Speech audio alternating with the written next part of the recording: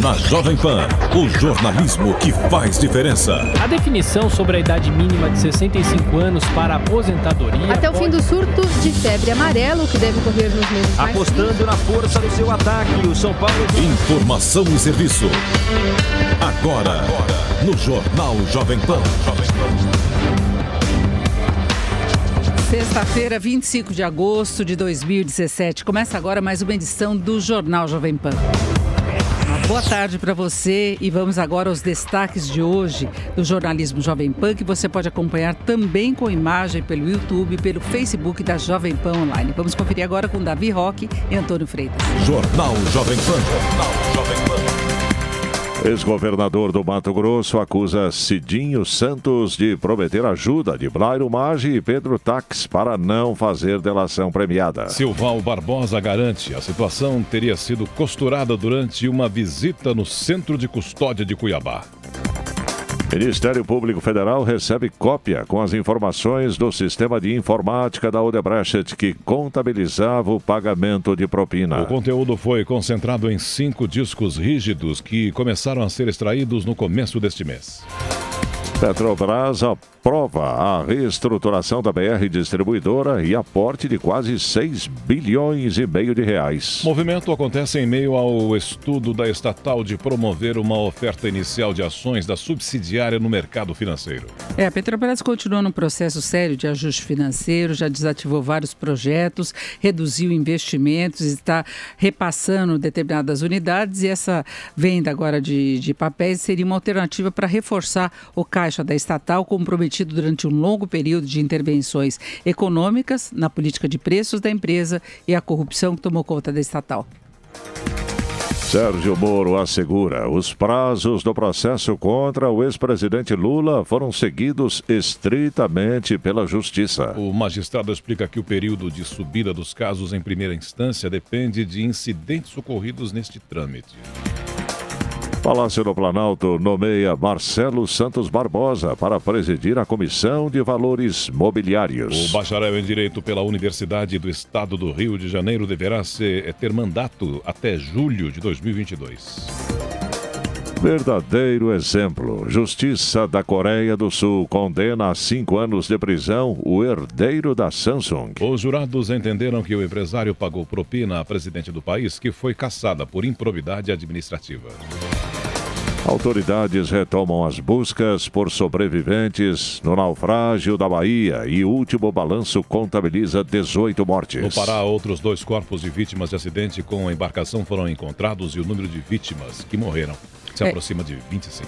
Continua um questionamento quanto à segurança desse tipo de transporte que domina na região, que muitas vezes é a única opção que as pessoas têm. Havia projeto, por exemplo, na Bahia, para a construção de uma ponte. O projeto já tem mais de 8 anos, mas emperrou na burocracia, se falava de licença ambiental e as pessoas ficam sofrendo toda a insegurança desse meio de transporte, que não tem fiscalização adequada, que não tem regulamentação adequada. Começa por aí, as exigências para que possa haver esse tipo de transporte. Depois uma fiscalização para ver se a segurança está sendo respeitada.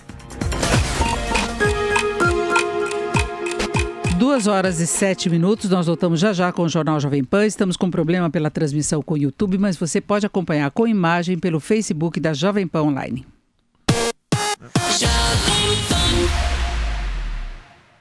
Jovem Pan Morning Show. Jovem Pan Morning Show, de segunda a sexta a partir das 10 da manhã. Oferecimento Lojas 100, 65 anos. Ainda bem que tem Lojas 100. E Benegripe, é gripe? Benegripe Multi. Se persistirem os sintomas, o médico deverá ser consultado.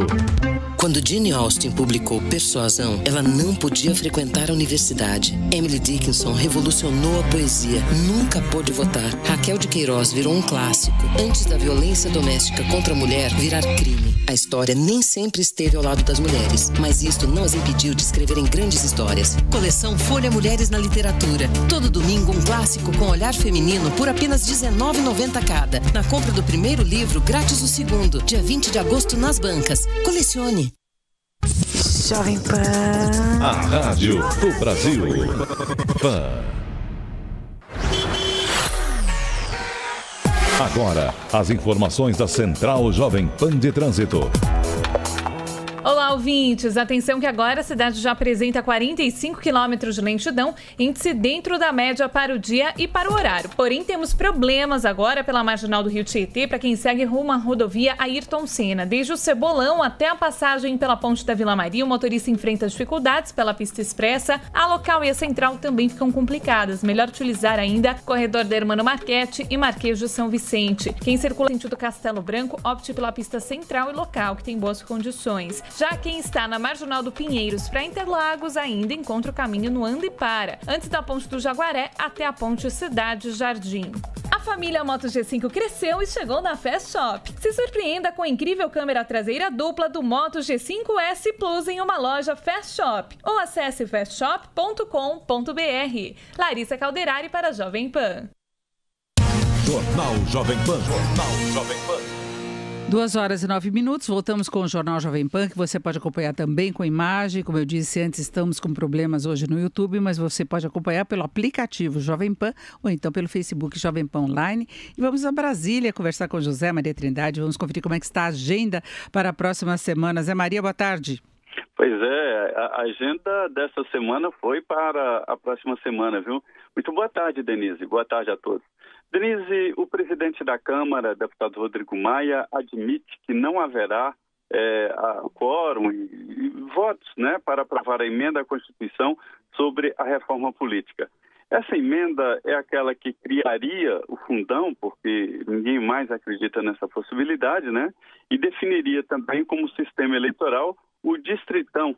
É a votação majoritária também para deputados estaduais, deputados federais e vereadores. Os mais votados é que seriam eleitos.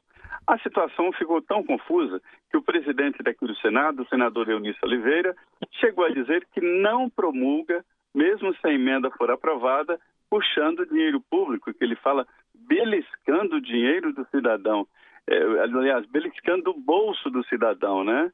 E ele diz que não promulga, ou seja, a coisa está desfeita. Não haverá nem fundão, nem distritão. A batalha agora é a tentativa de votar na semana que vem aquela proposta que foi aprovada na fase de comissão e que agora vem para o plenário e que define o fim das coligações partidárias, cria uma espécie... É uma coligação disfarçada que é a federação dos partidos, né? Então a expectativa para a semana que vem é essa. Mas, Maria, no final das contas vai ficar uma reforma mais pobrinha até do que os políticos pretendiam, não é? Essa história da reforma política foi criada para inventar financiamento de campanha eleitoral. Mas aí cada um queria uma coisa e não tinha um ponto de comum, não tinha um tal amálgama, né, que é para unir todos os pontos. Aí ficou cada um para si, ninguém formou a maioria. Agora eu desconfio, Denise, que eles queriam, na verdade, era uma justificativa de entrada de dinheiro na campanha. Porque, olha, dinheiro eles têm, viu? Todos aqui têm muito dinheiro e dá para investir os próprios recursos em campanha. Só que são recursos não declarados e fica muito confuso colocar na campanha, fica muito na cara não ter dinheiro legal e a campanha de vento em popa, com faixas, carros. Então não pode ser assim. Então eles estão precisando muito ali, pelo menos, de uma justificativa de entrada de dinheiro. E Zé Maria, como é que está o encaminhamento da agenda econômica do governo? Se discutiu nessa semana de novo o Refis, a Câmara acabou aprovando a TLP, né, e até em plenário, foi com uma certa rapidez, mas você acha que o governo consegue reverter algumas resistências que ele vinha enfrentando? A TLP ainda falta conclusão, né? Foi aprovado o projeto, faltam as emendas. Mas eu vou dar aqui uma grande novidade.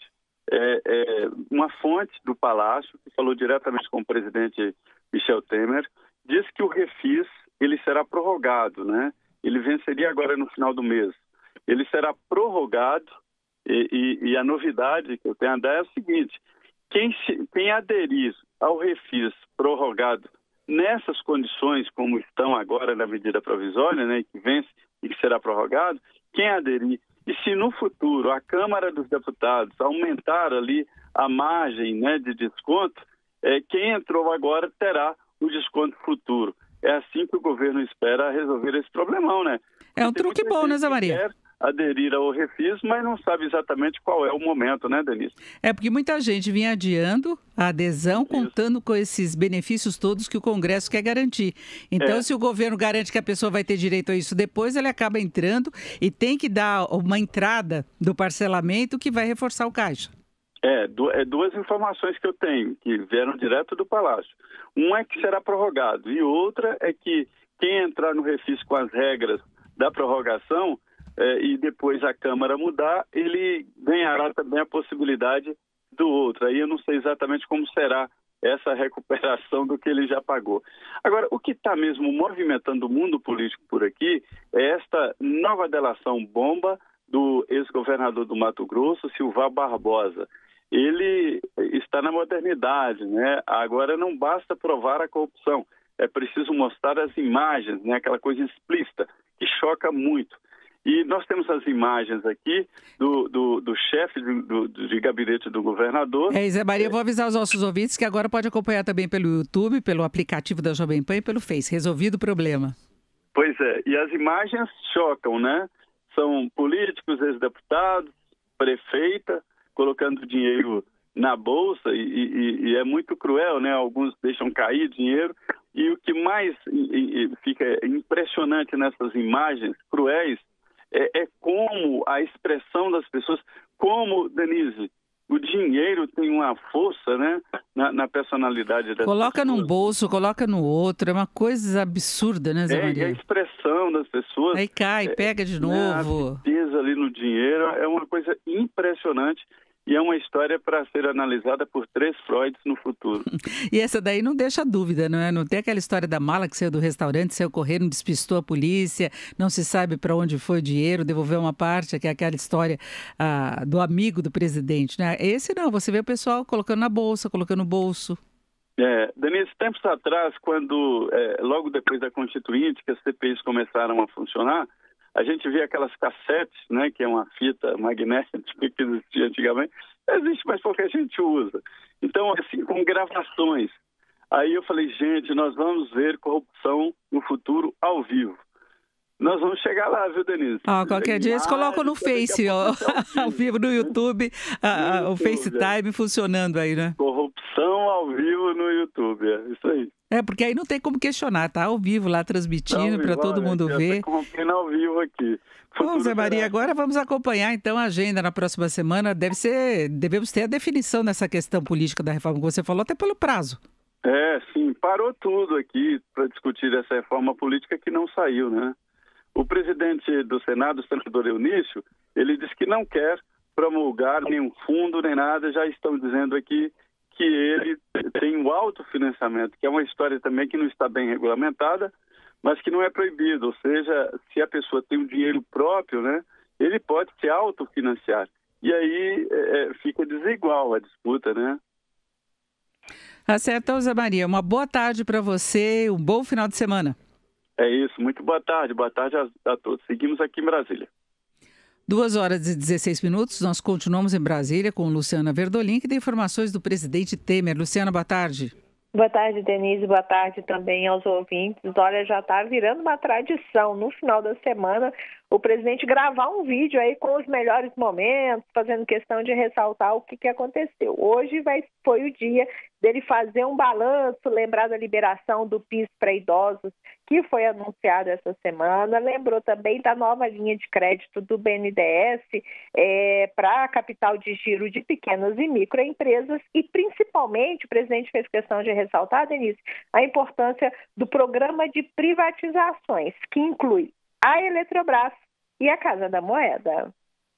Escolhemos 57 projetos que vão tornar o Brasil mais moderno e nos ajudarão a eliminar de vez a crise que tanto nos prejudicou nos últimos anos. Com essa medida, convenhamos, corajosa, o nosso grande objetivo não é cobrir o déficit fiscal, mas criar empregos, gerar renda e oferecer um serviço de melhor qualidade à população. São rodovias, portos, aeroportos e linhas de transmissão que serão concedidos à iniciativa privada. O que é que isso significa? Significa que eles vão funcionar melhor para você.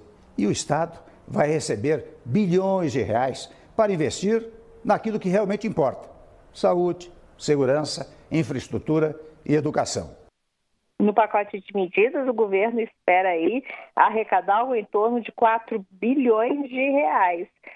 Vale ressaltar, né, Denise, que o ministro de Minas e Energia, ele fez questão de ressaltar no início da semana, ele deu uma coletiva explicando, o Fernando Coelho Filho deixou muito claro que a privatização da Eletrobras não vai encontrar resistência entre os parlamentares por conta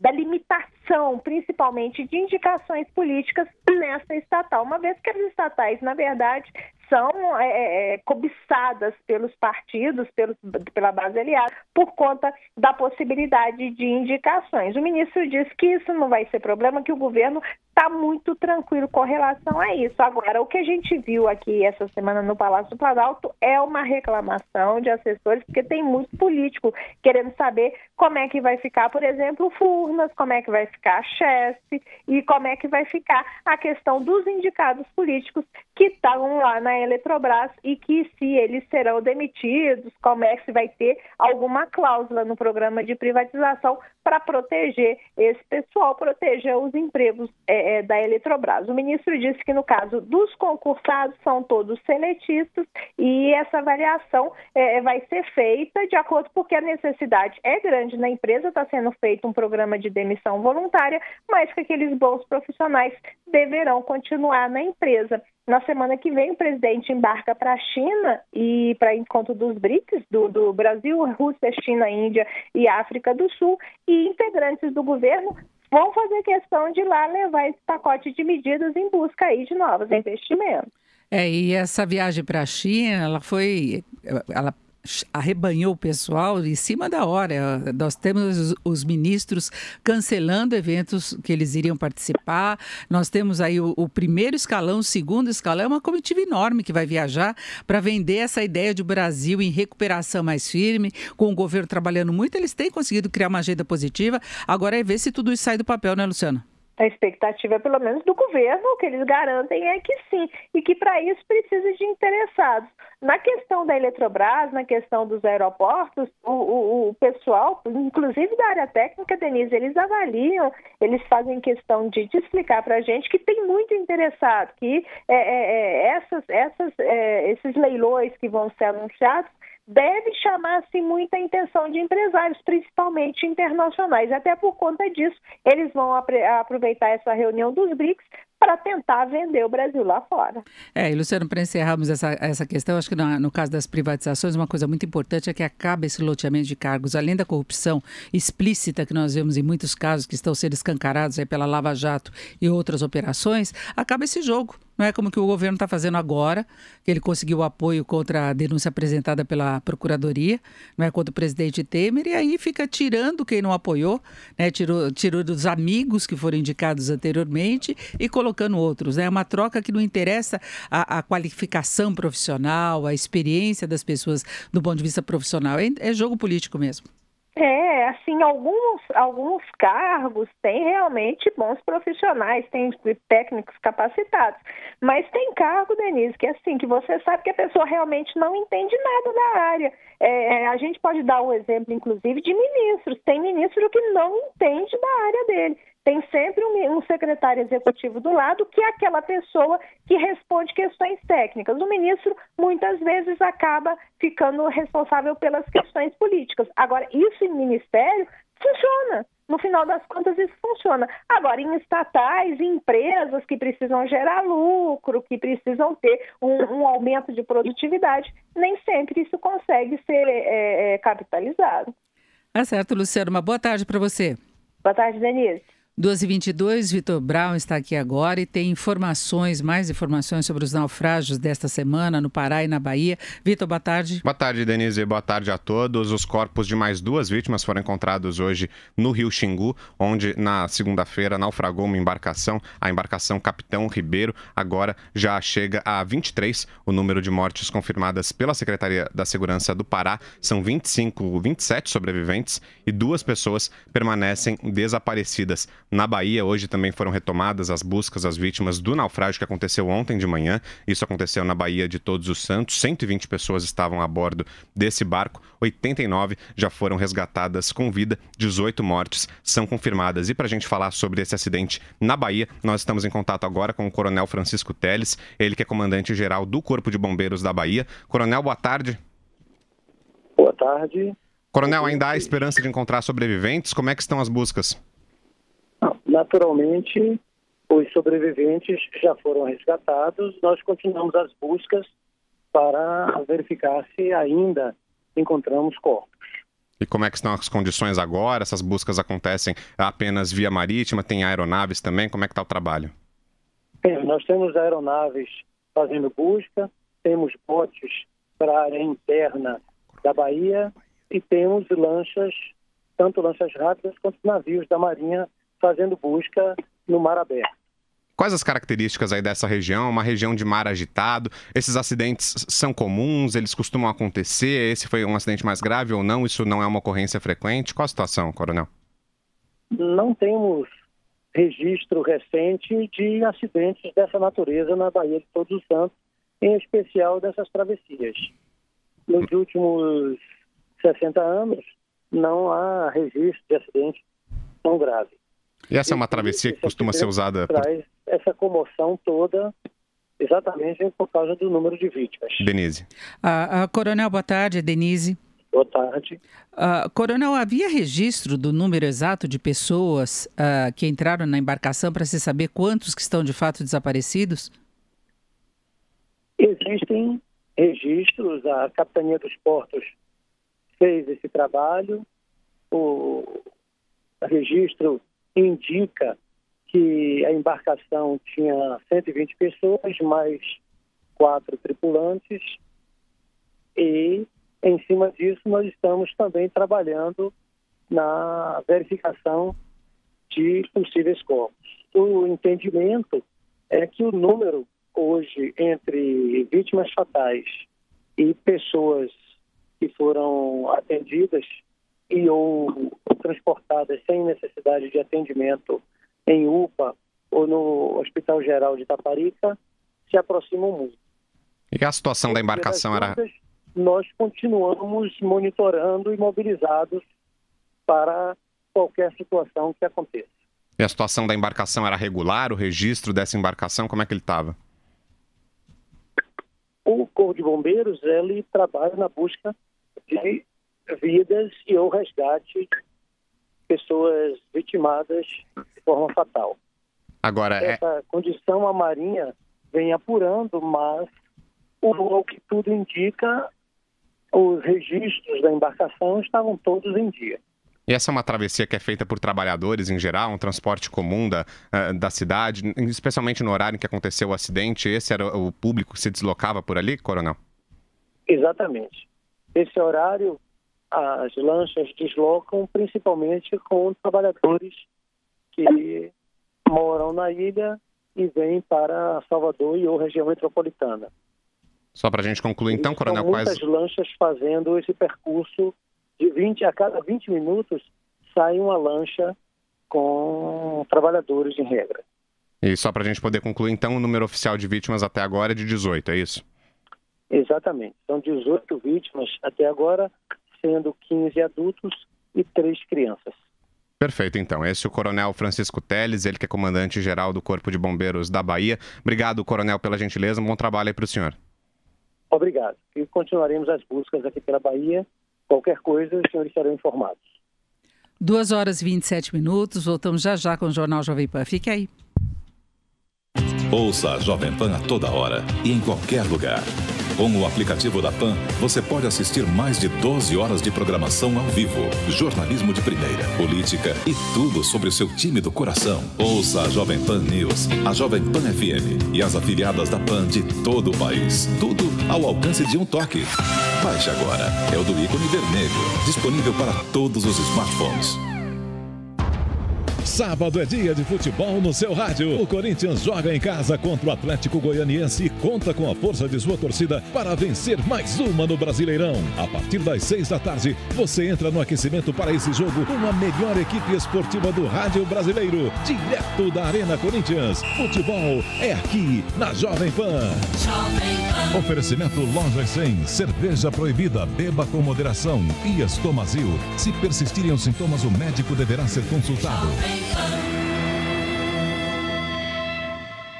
A Jovem Pan está sempre ao seu lado. Nas ruas. Trânsito na cidade tem a pior via neste momento, na Marginal Sul. Na informação. Acho que o juiz deveria ter muita responsabilidade. Baseado aqui nos casos já julgados, foi evidenciado um quadro de corrupção extremamente grave. Melhorar a qualidade do transporte público sob pneu. É raro na história do Brasil você ter 3 anos seguidos de recessão. O momento é de esperança e de retomada da confiança do Brasil. No esporte. Djokovic e Kenny Nishikori estão Wawrinka ficaram conhecendo hoje. Nos estádios do Brasil. Olha o Brasil chegando, Lucas Lima pode pintar com o brasileiro. Nossos repórteres estão em todos os lugares. Olha a grande pergunta do momento no Congresso. No Reino Unido pegou todo mundo de surpresa ontem. Horas depois do cômico porta-voz da Casa Branca, John Stein. Jovem Pan, sempre ao seu lado. Jornal Jovem Pan. Jornal Jovem Pan. 2h29 e vamos agora ao Rio Grande do Sul com as informações de Sandro Sauer. O Ministério Público de Contas do Rio Grande do Sul deu início às investigações sobre denúncias de funcionários da Assembleia Legislativa Gaúcha que receberam salários sem trabalhar. Um dos servidores, que atuava como corretor de imóveis, foi exonerado do cargo no Parlamento. Daniel Macari, assessor do deputado Álvaro Boésio, do PMDB, prestava serviços a uma imobiliária em Farroupilha, na Serra Gaúcha. Mesmo em horário de expediente na Assembleia, ele mostrava imóveis e tinha cartões de visita com o seu nome. Como assessor parlamentar, ele tinha um salário de R$10 mil. Ao ser questionado sobre o fato, o deputado Álvaro Boésio garantiu que não sabia que Macari trabalhava como corretor de imóveis e negou que ele seja um fantasma do gabinete. Entretanto, após saber sobre a outra atividade, o parlamentar pediu a exoneração do servidor. A imobiliária informou ter rompido o vínculo com o corretor. O outro caso refere-se à presidente da Ação da Mulher Trabalhista e vice-presidente nacional do PDT, Miguelina Vecchio, que ganhava R$30 mil por mês como chefe de gabinete do líder do PDT na Assembleia. Postagens e redes sociais revelam que ela viajou pelo país e até exterior enquanto deveria estar trabalhando na bancada do partido. No Brasil, os deslocamentos aconteceram a estados como Maranhão, onde esta semana participou de atos políticos no interior do estado. Miguelina também recebeu diária de R$ 409 da Assembleia numa viagem a Brasília no dia 16 de setembro de 2015, quando discursou durante o ato de filiação de Ciro Gomes no PDT. O líder do PDT na Assembleia, deputado Gilmar Socella, saiu em defesa de Miguelina, dizendo que a viagem ao Maranhão foi autorizada pela mesa diretora da Assembleia e as passagens pagas pelo Ministério do Trabalho, mas não falou sobre as outras viagens. Já o corregedor do Parlamento, Marlon Santos, do PDT, defende a realização de uma investigação. Em 2014, a Assembleia esteve em um escândalo semelhante, quando uma servidora, assessora parlamentar Lídia Chons, foi flagrada passeando com o cachorro em horário de expediente. Ela recebia R$ 19.800 por mês. Em maio deste ano, a Justiça determinou que ela devolvesse aos cofres públicos cerca de R$ 500 mil. Do Rio Grande do Sul, Sandro Sauer. E uma boa notícia, a gente tem falado muito da possibilidade de aumento da conta de luz, se houver a privatização da Eletrobras, mudança no critério de definição dos valores, mas uma boa notícia para o mês de setembro. A conta de luz vai continuar com aquela cobrança extra, só que passa para a bandeira amarela. Isso representa um custo extra de R$ 2,00 a cada 100 kWh consumidos. Em agosto, a bandeira vermelha, ela estava no patamar 1, com um custo extra de R$ 3,00. Então, esse custo extra que está em 3 vai cair para 2, então a conta de luz no próximo mês pode ficar um pouco mais baixa. E ainda falando de infraestrutura, 2h32, nós vamos ao Rio de Janeiro. O Rodrigo Viga tem informações sobre a área de transportes. Viga, boa tarde. Oi, Denise. Boa tarde para você, boa tarde para o ouvinte internauta da Jovem Pan. Estou num lugar que você conhece bem aqui, o Museu da Manhã do Rio de Janeiro. Fiz uma visitação aqui ao museu, sensacional. Você já tinha tido essa impressão na sua vinda aqui recentemente, Denise. Mas eu quero falar de um equipamento, de um modal de transporte que passa aqui por perto, que é o VLT, o Veículo Leve sobre Trilhos. Hoje ele teve a sua circulação parcialmente interrompida por conta de mais um confronto, de mais um tiroteio na comunidade da Providência, no Morro da Providência, que fica bem pertinho daqui do Museu do Amanhã. E além do modal VLT, que para mim foi um capricho do ex-prefeito do Rio de Janeiro, o Eduardo Paes, um investimento de mais de R$1 bilhão que não está concluído, quero falar também sobre o Rio Card, que é um bilhete único de integração de vários modais de transporte aqui do Rio de Janeiro, incluindo o próprio VLT. Hoje teve um desdobramento da Operação Ponto Final, que é também um braço da Lava Jato, essa operação que já deu um quiprocó danado, uma briga, entre aspas, entre o juiz Marcelo Bretas e o ministro do Supremo Tribunal Federal, Gilmar Mendes, mas hoje uma nova etapa, uma nova operação e mais 2 pessoas acabaram sendo detidas, mais 2 presas na Operação Ponto Final.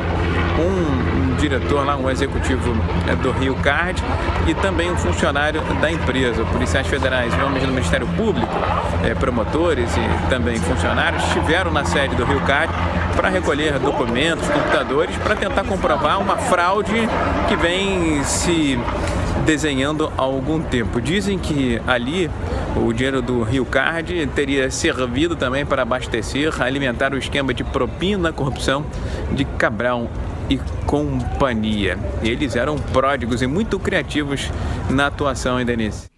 Exatamente, Viga. Quando a gente olha essa paisagem do Rio de Janeiro, o Museu da Manhã é um lugar muito bonito, e você vê o Cristo, o Redentor, você vê o Pão de Açúcar, as praias do Rio de Janeiro, você não imagina toda a violência, a crise econômica que a cidade enfrenta, alvo de uma corrupção das mais pesadas que já se registrou aqui no Brasil e eu acho que no mundo.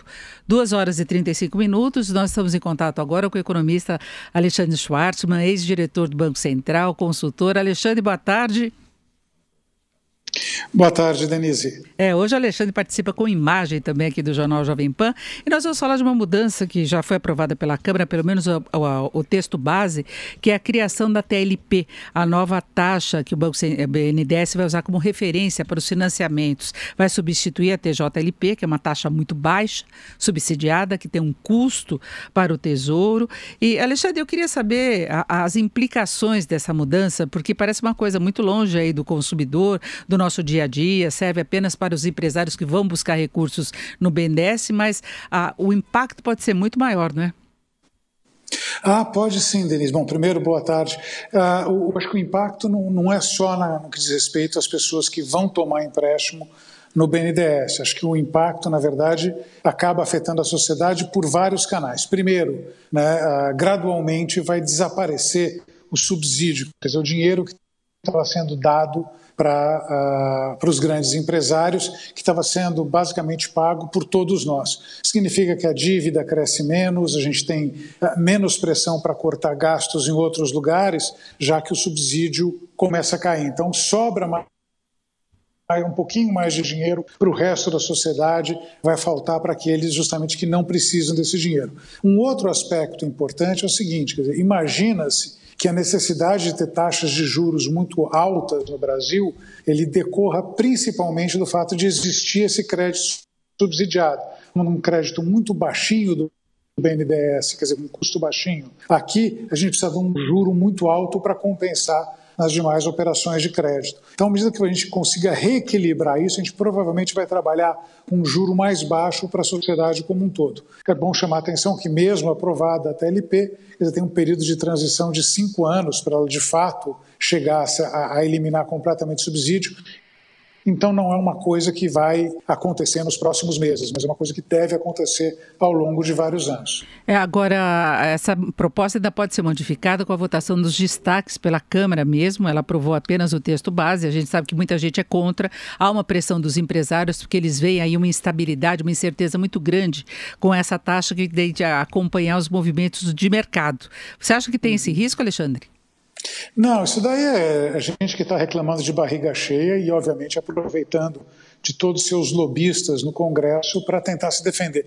Eu sempre disse o seguinte, na época eu estava no Banco Central, o que quer que a gente fizesse com a Selic estava errado. Se subia, não devia subir, se não subia porque tinha que cair, se caía não era o suficiente. Então a Fiesp, por exemplo, sempre tem uma nota pronta para falar da política monetária, sempre criticando. Mas eu dizia assim, olha, eles não gostam da Selic, mas o que eles realmente não vão topar na vida é quando mexerem na TJLP. Isso daí a Fiesp, ela quer continuar tendo a meia entrada dela, ela quer continuar recebendo alguns bilhões, os empresários querem continuar recebendo alguns bilhões de mão beijada do governo, então obviamente eles vêm com essa história de que é incerto, que é difícil. Nós estamos falando assim, 5 anos de transição, Denise, quer dizer, a partir do momento que é aprovada essa medida provisória, no comecinho de 2018 até o começo de 2023. São 5 anos de transição para se acostumar com isso. Segundo, não tem nenhuma grande incerteza. Vai ser a incerteza que nós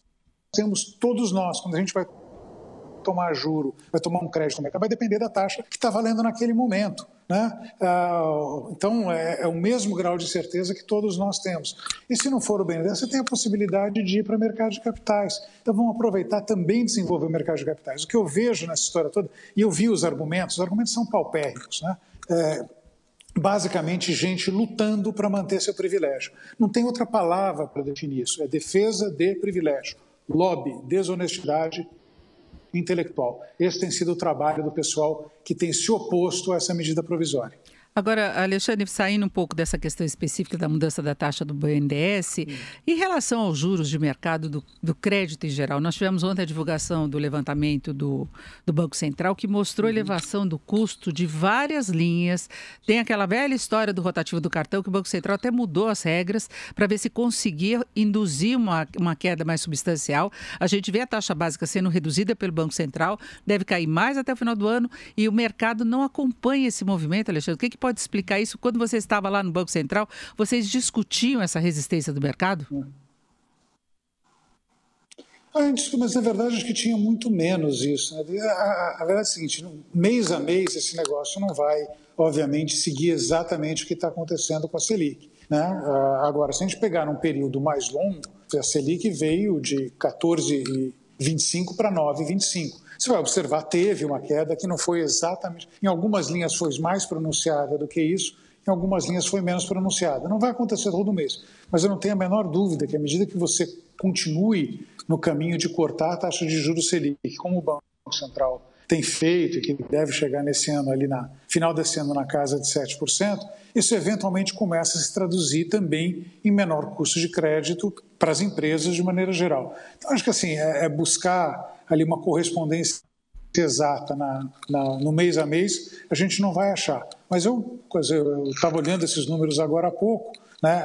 A tendência é a mesma, quer dizer, se der 5, 6 meses, isso daí aparece em termos de redução de taxa de juros. É que chama atenção, né, Alexandre? Quando você vê uma taxa que está em 380% ao ano, em média, qual o motivo de se aumentar em mais 18 pontos? E foi isso que aconteceu com o rotativo do cartão, que agora as pessoas só podem utilizar por um mês. Você está pensando no cheque especial? Não, no rotativo do cartão de crédito. Tá. Sabe, é uma taxa absurdamente alta, que não devia nem se movimentar, né? Não, na verdade, assim, mas o volume é muito baixo, né? Praticamente não se toma crédito rotativo. Então, acaba que com coisa pequena dessa acaba tendo flutuações grandes de taxa, porque o volume é muito baixo, né? Eu não acompanho exatamente cada linha de crédito, mas essa daí assim, a grandeza dela, ela não sei, de cabeça, 2, 3% do volume de crédito total. Então, acontece algumas barbaridades.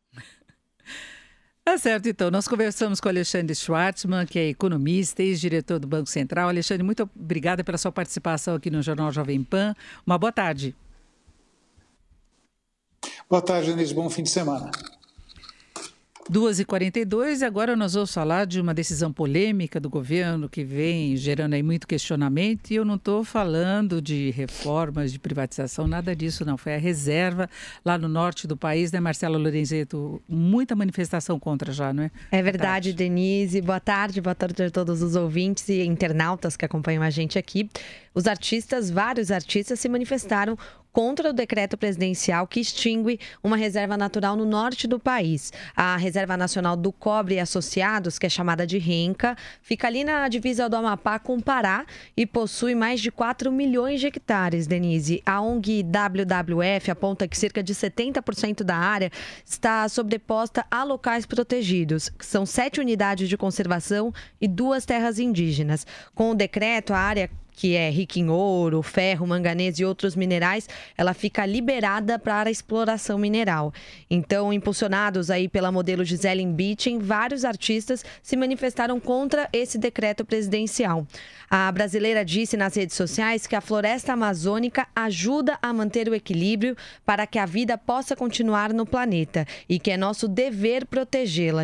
Quem está pela internet, consegue acompanhar as imagens de algumas manifestações de vários artistas por aí. A cantora Ivete Sangalo, por exemplo, publicou uma imagem no Instagram dizendo quanta notícia difícil de aceitar.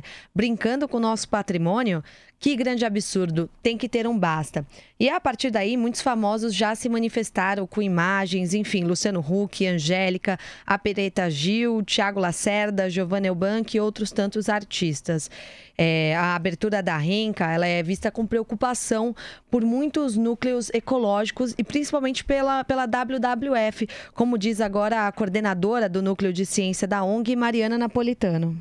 A gente tem uma preocupação muito grande em relação à extinção da reserva e a preocupação que essa abertura, estímulo à mineração, possa causar uma corrida ao ouro na região, causando explosão demográfica, aumento nos níveis de desmatamento, o comprometimento dos recursos hídricos e ameaça às populações tradicionais.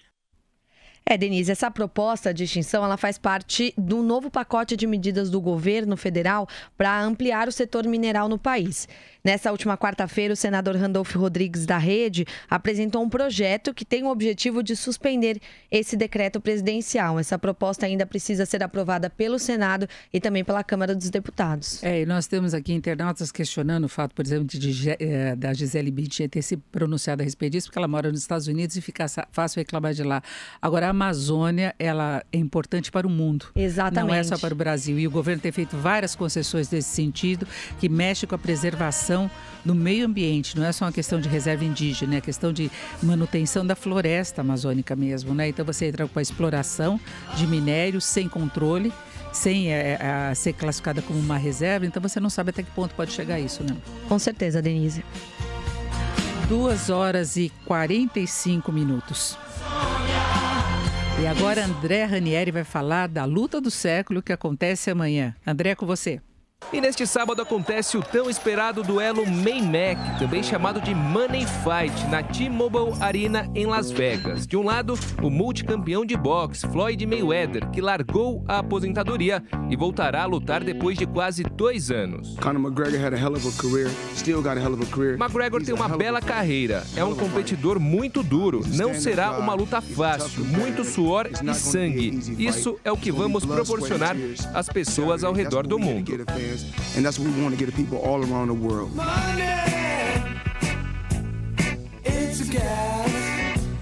E do outro lado, o falastrão Conor McGregor, campeão do peso leve do UFC e um dos maiores lutadores de MMA da atualidade. We are prepared Estou preparado para 12 rounds incessantes. Eu vou para cima, vou colocar pressão nele. Acredite nisso. Ele não vai durar todos os rounds. Eu quero terminar a luta ainda no primeiro.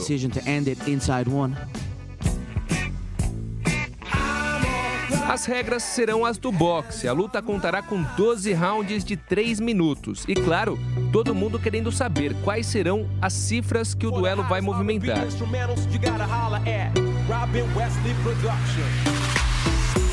A expectativa é que a luta Maymack movimente mais dinheiro que o duelo entre Floyd Mayweather e Manny Pacquiao em 2015, que na ocasião rendeu mais de 600 milhões de dólares, nas cifras atuais, quase 2 bilhões de reais. Isso contando premiações, ingressos, pay-per-view, patrocínios, produtos licenciados e também as casas de apostas. Especula-se que só de bolsa, ou seja, premiação, Mayweather não receba menos de 200 milhões de dólares, enquanto McGregor não deve embolsar menos de 70 milhões de dólares.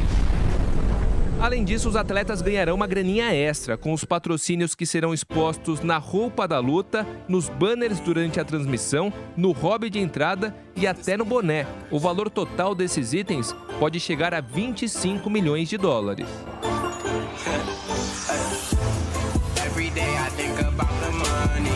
E a ostentação não para por aí. O Money Belt, cinturão que será dado ao vencedor, não teve o seu valor divulgado, mas com certeza não foi uma bagatela. Ele é feito de couro de crocodilo, tem 3.300 pedras preciosas, dentre elas 300 esmeraldas e 600 safiras, além de 1,5 kg de ouro 24 quilates.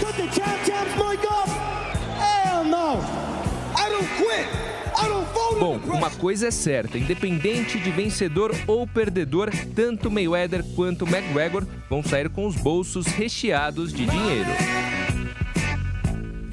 É bolso recheado, mas o dinheiro que vem do esporte, que vem da luta, que é declarado. Agora tem um outro que não é declarado e o Thiago Berratti vai falar sobre isso. Lava Jato, né, Thiago? Boa tarde. Tudo bem, Denise? Boa tarde a você, ao ouvinte, ao internauta da Jovem Pan.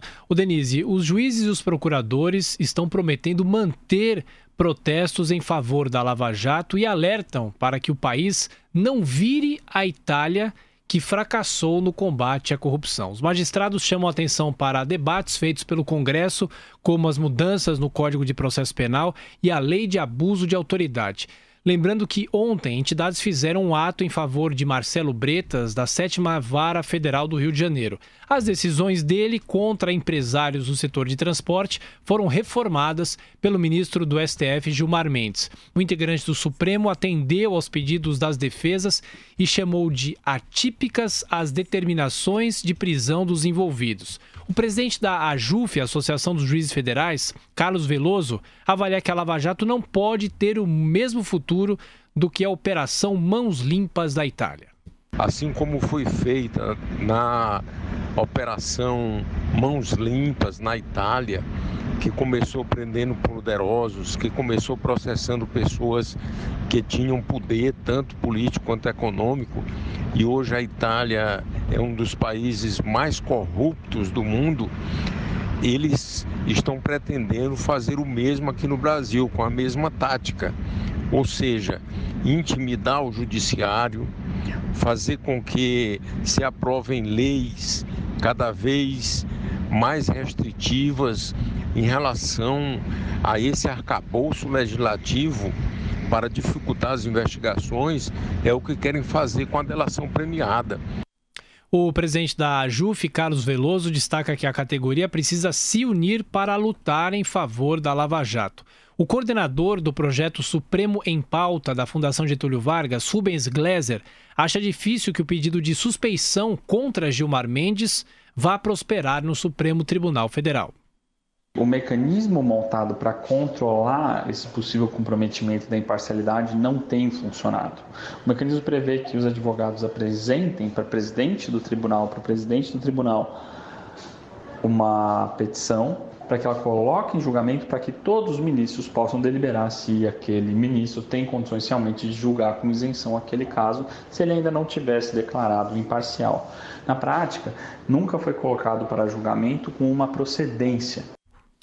O professor da FGV, Rubens Gleiser, lembra que o pedido de suspeição contra Gilmar Mendes por ter mandado soltar empresários do setor de transporte, inclusive um deles tem uma ligação com ele, né, Denise? Foi feito pelo Procurador-Geral da República, Rodrigo Janot.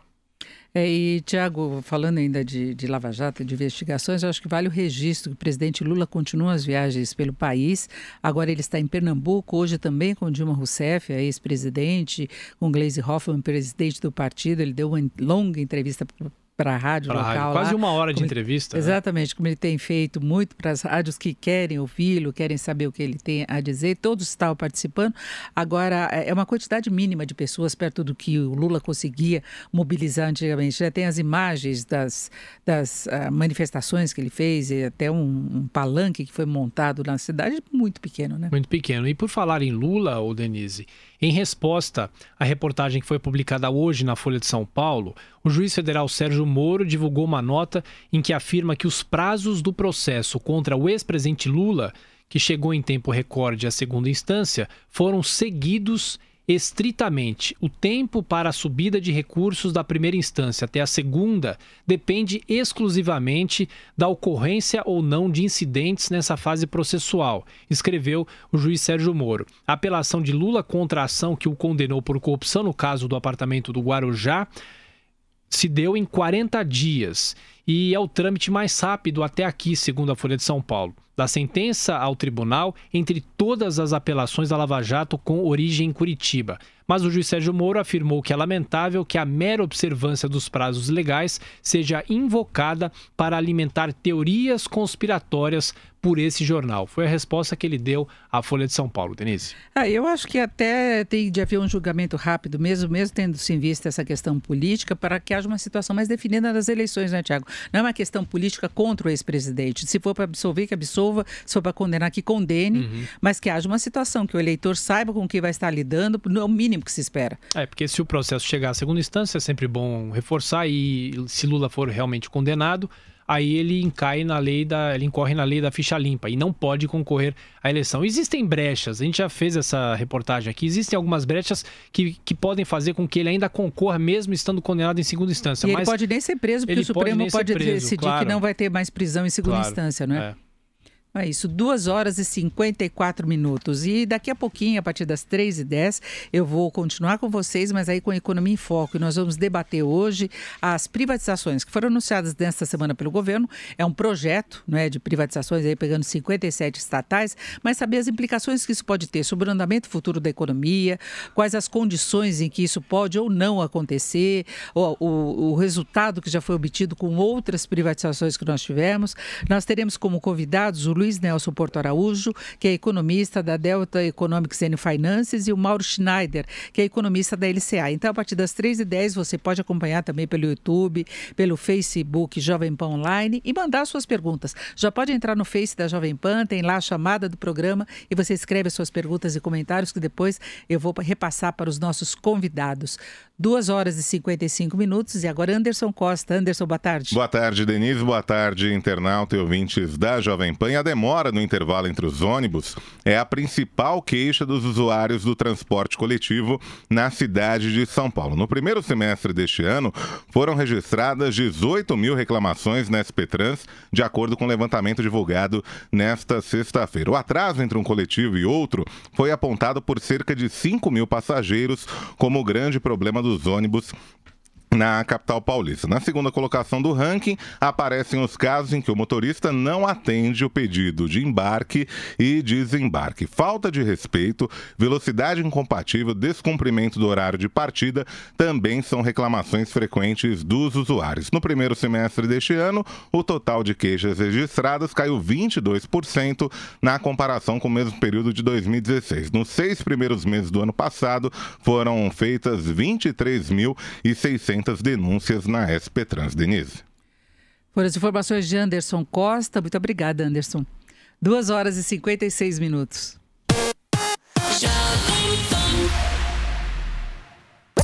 Vem a biometria, vem, não pode faltar ninguém. A Justiça Eleitoral já está realizando o cadastramento biométrico em todo o estado de São Paulo. Faça o agendamento no site tre-sp.jus.br. Confira a documentação necessária e no dia e hora marcados vá até o seu cartório eleitoral.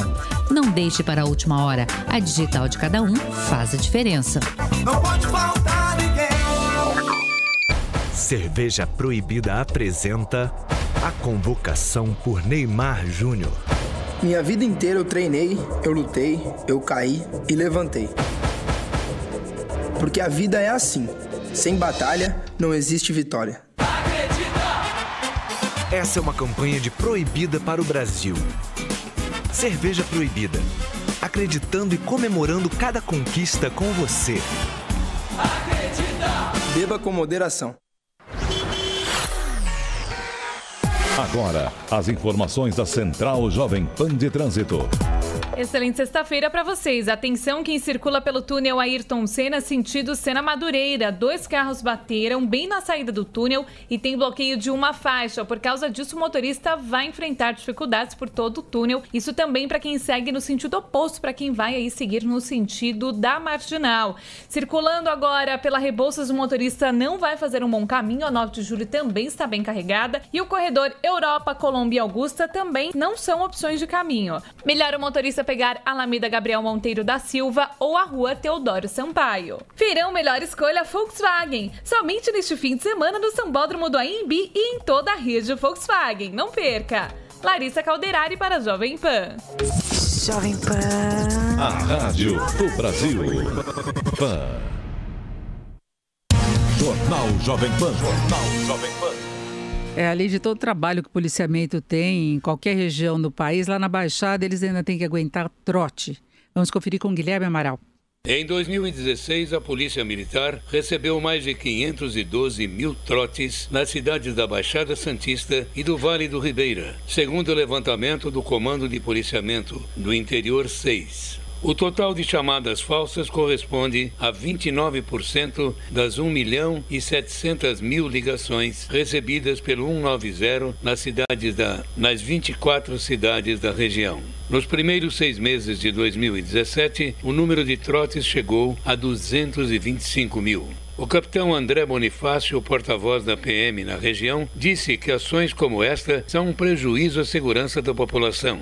Comunicar um falso crime é fazer com que uma viatura que devesse atender uma emergência real esteja sendo desviada para um lugar onde não está ocorrendo nada. Os trotes mais comuns estão relacionados a ofensas com palavrões e notícias falsas de crimes e acidentes. De acordo com a lei, quem passa trotes aos serviços de emergência, além de receber multa, pode ser enquadrado por delito de falsa comunicação de crime ou contravenção.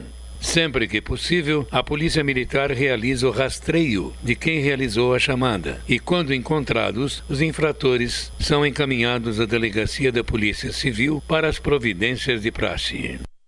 Isso acontece em todas as cidades e não só com a PM, os bombeiros também enfrentam muito esse problema. É por isso até que quando você tem uma denúncia para valer, demora tanto o atendimento por telefone, eles ficam fazendo 1000 perguntas para ver se não é trote. Eles deveriam, na verdade, ter outro mecanismo para checar e de imediato constatar se há problema ou não com quem está fazendo a ligação. Mas essa é uma realidade, é brincar com coisa séria que pode afetar o policiamento efetivo que deveria estar ocorrendo.